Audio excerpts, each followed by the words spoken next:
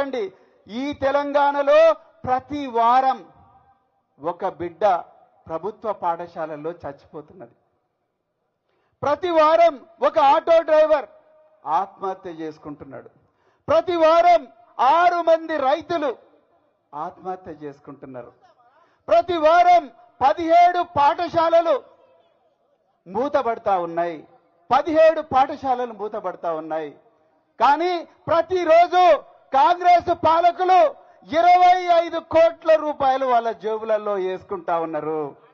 వీళ్ళు దొంగలు కాదానండి? చెప్పండి, ఇప్పుడు చెప్పండి. వీళ్ళు దొంగలు కాదా? వీళ్ళు మాఫియా డాన్లు కాదా?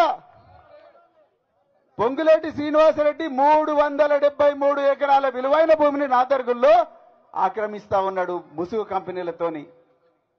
ఇట్లా ఎన్నో దందాలు చేస్తున్నారు. మిత్రులారా, దయచేసి ఈ కాంగ్రెస్ పాలకుల వాళ్ళ శ్రద్ధ అంతా కూడా డబ్బులు ఏ విధంగా సంపాదించాలన్న దాని మీదనే ఉంది తప్ప ఇంకొక దాని మీద కాదు. మనందరి జీవితాలు ఎంత నాశనమైనా పర్వాలేదు, కానీ వాళ్ళ జోబులు నిండాలి, వాళ్ళ ఖజానా నిండాలి, వాళ్ళ దగ్గరికి లక్షల కోట్లు రావాలనే ఆలోచన ఉంది. అందుకొరకే ఈ రోజు తెలంగాణలో కోదాడ నుంచి కొడంగల్ దాకా, ఆసిఫాబాద్ నుంచి అలంపూర్ దాకా ప్రతి చోట కూడా మళ్ళీ కేసీఆర్ గారు ముఖ్యమంత్రి కావాలనే ప్రజలందరూ కూడా 1000 దేవుళ్ళకు మొక్కుంటా ఉన్నారు.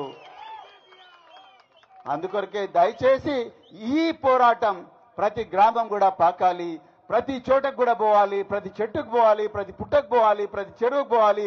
ఈ విధమైన స్ఫూర్తి మీరందరూ మా అందరికి ఇచ్చినందుకు, తెలంగాణ ప్రజలందరికీ ఇచ్చినందుకు మీకు హృదయపూర్వక ధన్యవాదాలు చెప్తూ జై తెలంగాణ.